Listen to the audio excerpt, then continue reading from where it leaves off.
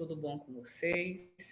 Sejam todos bem-vindos à nossa unidade 2, que é intitulada Estudos de Usuário. Hoje nós iremos estar trabalhando o item 2.2 dessa nossa unidade, que ela tem como tema barreiras na busca da informação. Antes da gente fazer alguma coisa, a questão é: o que são barreiras, né? Barreiras da informação? O que são barreiras? Barreiras, para nós, da área da biblioteconomia, são os ruídos da informação. E o que são esses ruídos? O termo ruído da informação, ela já é uma expressão que existe na área da biblioteconomia e da ciência da informação. E ela é considerada todo e qualquer processo que a gente chama de entrave. É tudo que não deixa a gente conseguir ultrapassar e chegar, de fato, ao nosso destino final, que, no caso, é o nosso usuário, a nossa usuária. Então, por isso que, de acordo com Costa e com Ramalho, as barreiras, né, elas constituem os entraves, né, que também são chamados de ruídos, né, que são esses entraves que vão dificultar o acesso e o uso da informação desejada pelos canais de comunicação que são ofertados por uma biblioteca. Por isso que, ao pensarmos a relação entre os usuários e os canais de informação que a gente disponibiliza para eles, é preciso que nós, enquanto espaço de informação, espaço mediador da informação e do conhecimento, tenhamos como objetivo a própria recuperação dessa informação. Pois é por meio dessa recuperação é que os anseios informacionais dos nossos usuários e das nossas usuárias poderão ser sanados. Por isso que a estrutura dos serviços e produtos que a gente vai ofertar para a nossa clientela, ela tem que ser muito bem direcionada e, preferencialmente, testadas. Mas não é testada por mim, enquanto profissional da informação, porque eu vou achar que está tudo bem, está tudo beleza, tudo legal, né? Tem que ser testado pelo próprio usuário, pela própria clientela, cuja ação se destina. Por quê? É a partir da experimentação do meu público é que eu vou ter um feedback. Eu vou conseguir saber se eu conseguir satisfazer a necessidade informacional desse usuário. Se eu conseguir satisfazer essa necessidade, eu consegui ultrapassar as barreiras, eu consegui ultrapassar os ruídos da informação. Se ele não conseguiu obter a sua satisfação informacional, alguma coisa aconteceu errada nesse caminho. O fluxo informacional está apresentando ruídos, falhas. E aí eu tenho que saber onde é o local dessa falha, como está sendo essa falha, para eu poder o quê? Solucionar e fazer com que haja, de fato, a sua necessidade informacional atendida. Aí, o professor Pereira, ele apresenta justamente nesse item quais são as principais barreiras que fazem com que eu, enquanto biblioteca, não consiga atingir o meu objetivo fim, que é a satisfação da minha clientela. Então, a primeira barreira que ele cita é a barreira ideológica, né? É onde ela faz com que uma grande parte da população não consegue acompanhar o processo cultural que a biblioteca está apresentando no seu discurso a partir do seu serviço, do seu produto, né? E aí se torna uma oferta desigual, porque uma pequena parte consegue se ver naquela programação e uma grande parte, como não se vê nessa programação, nem sequer vai frequentar aquela biblioteca, né? A segunda barreira que ele fala é a barreira de tempo, que ele diz que a barreira de tempo ela se subdivide em duas partes. O primeiro é quando a informação se torna obsoleta. Uma vez obsoleta, não vai atender minha necessidade mais, não é? A minha necessidade é outra.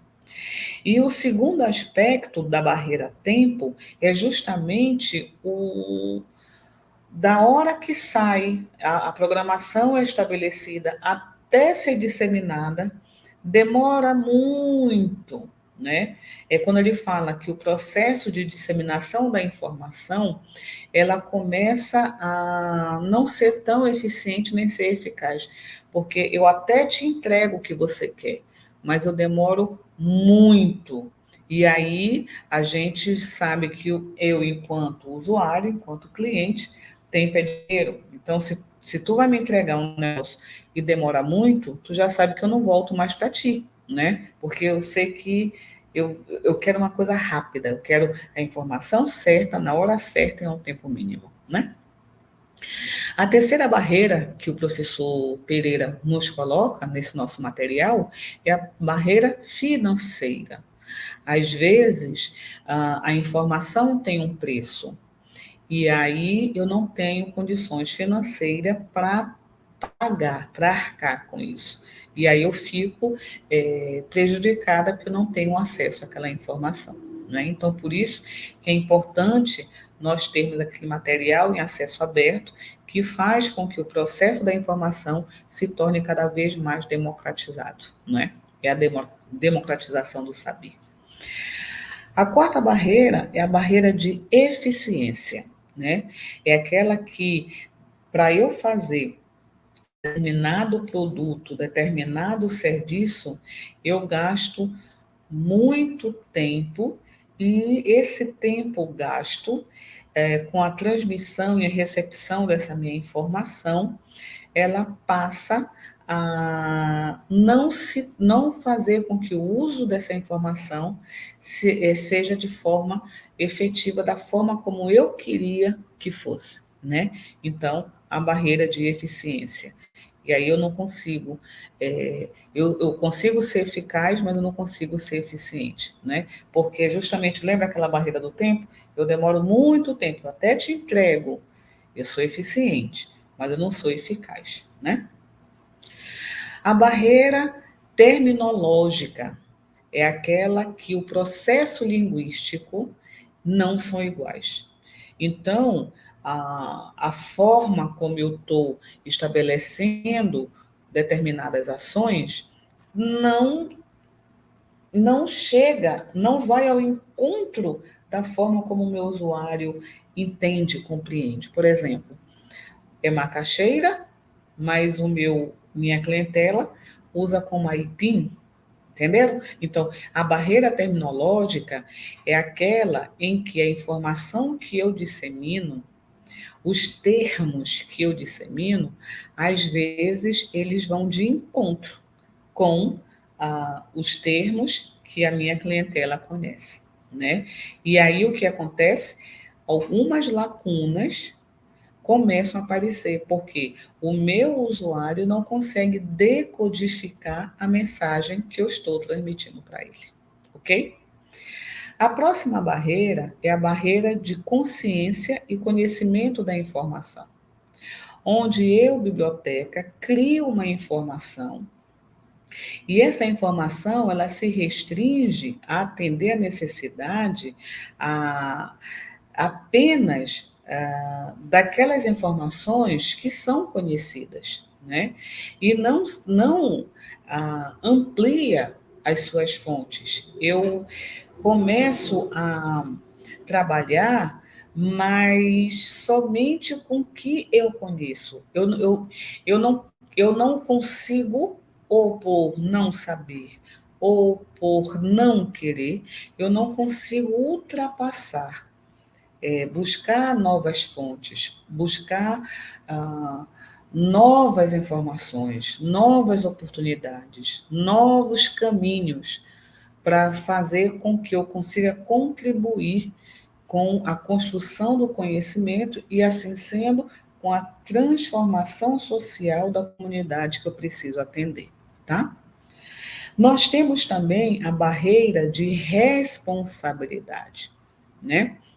O uso da informação, principalmente a tecnológica, depende da capacidade do usuário em fazer uso daquela informação como insumo no processo produtivo, né? Se o teu usuário não tem habilidade e nem competência para fazer uso desse processo, principalmente o processo tecnológico, e significa que eu vou dizer assim, mas está aí, sim, a informação está aqui, mas ele não consegue ter acesso a ela, porque ele não tem a habilidade para tal, ok? Barreira de capacidade de leitura. Nós também temos, a informação está aqui, só que a pessoa, quando começa a ler, por N fatores, sociais, emocionais, educacionais, por N fatores, ele não consegue interpretar aquela informação. Por quê? Porque pode ser que a informação esteja sendo apresentada, aí vem a outra barreira, a terminológica. Ela está sendo apresentada, mas o nível da escrita está tão elevado, está um nível tão técnico, que o meu usuário não consegue entender, né? Então, tem a capacidade de leitura. Não é que ele não saiba ler, é porque ele não está conseguindo entender, porque o processo linguístico está além do processo linguístico, da capacidade, da competência e habilidade do nosso usuário, não é? Isso também já entra com essa barreira de idioma. Pode estar muito técnico, pode estar em um outro idioma, e eu não domino esse outro idioma. Então vem a barreira de idioma. Aí eu também não consigo decodificar a mensagem, não é? Tem a barreira de má comunicação. É quando o fluxo de informação ele se apresenta com pouca eficiência, né? Eu não consigo me fazer entender, eu, biblioteca, pelo usuário, eu, usuário, para com a minha biblioteca. Tem, né, ruído nessa comunicação em ambas as partes.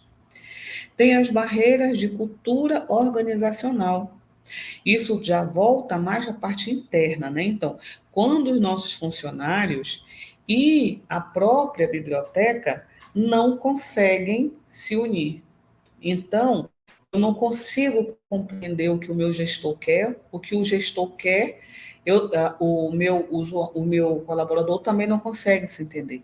Então, tem ruído na comunicação, né? Então, ela se casa tanto em nível externo, quando é a má comunicação, quanto em nível interno, quando são as barreiras de cultura organizacional, tá? Nós temos a barreira de falta de competência, quando as pessoas que estão envolvidas nesse processo já não têm a habilidade para desenvolver as ações no sentido de se fazer entender pelo público cuja ação é destinada. As barreiras de dependência tecnológica, né?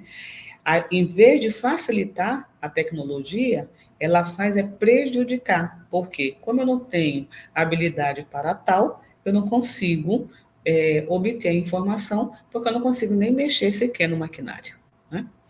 As barreiras de caráter legal, então, são aquelas que, de acordo com a legislação, impedem. Então, é uma coisa de caráter maior, perpassa a minha necessidade de querer ofertar alguma coisa, eu enquanto biblioteca, tá? Então, às vezes, nós temos barreiras legais que fazem com que eu tenha que fechar as portas, não ofertar, cancelar, né? Então, eu tenho também as armas legais que também podem prejudicar a ação biblioteconômica. E também temos, por último, a barreira de acessibilidade. Às vezes as pessoas acham que se colocar uma rampa na porta da biblioteca está sendo acessível.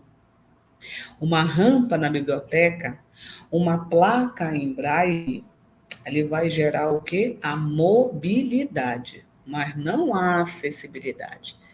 A acessibilidade, eu tenho que ter ferramentas que vão fazer com que o meu usuário ou a minha usuária obtenha aquela informação. Eu coloco uma rampa na porta da biblioteca, o meu cadeirante entra. Ok. Ele vai conseguir passar pelas prateleiras, cujo distância de uma para outra é desse tamanho? Mal passa uma pessoa em pé? Imagina uma pessoa na cadeira de rodas. Isso não é acessibilidade. O meu usuário, que ou tem baixa visão ou é deficiente visual, ele entra na biblioteca, ele tem a plaquinha braille para dizer direita, esquerda, banheiro, prateleira, biblioteconomia, ok. Mas ele vai pegar uma obra lá da biblioteconomia, vai conseguir ler? Eu tenho na minha biblioteca computadores com software, leitores de tela? Eu posso garantir que o meu usuário com baixa visão ou cego consiga obter a informação daquela obra que ele deseja? Então, plaquinha, mobilidade, mas não acessibilidade. Rampa, mobilidade, mas não acessibilidade. Então, a barreira de acessibilidade, infelizmente, é extremamente forte e presente nos nossos ambientes, né? Então, como é que a gente pode romper essas barreiras? De acordo com o nosso professor Rodrigo Pereira, ele coloca assim na página 55 do nosso material. Como é possível perceber a problemática em torno do acesso e uso da informação, esteja ela em suporte tradicional ou eletrônico, demanda não só do bibliotecário, mas também da equipe multidisciplinar, ações, metodologias, técnicas e recursos especializados para que os ruídos e a estrutura física e operacional dessas bibliotecas estejam de acordo com a legislação vigente. É também importante que se oportunize, sem distinção, o uso da informação de forma abrangente, de forma eficiente, de forma eficaz pelos nossos usuários e pelas nossas usuárias.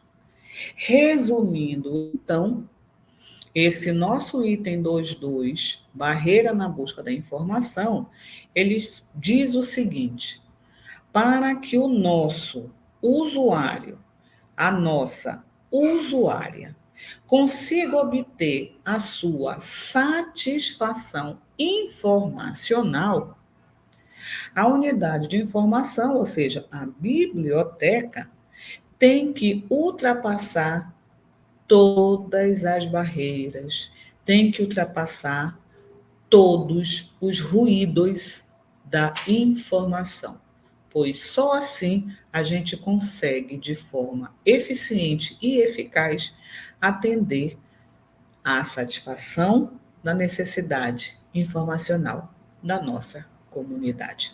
Ok, meus amores? E com isso a gente fecha o nosso item 2.2 da nossa unidade 2. Até a próxima aulinha, tá? Tchau, tchau.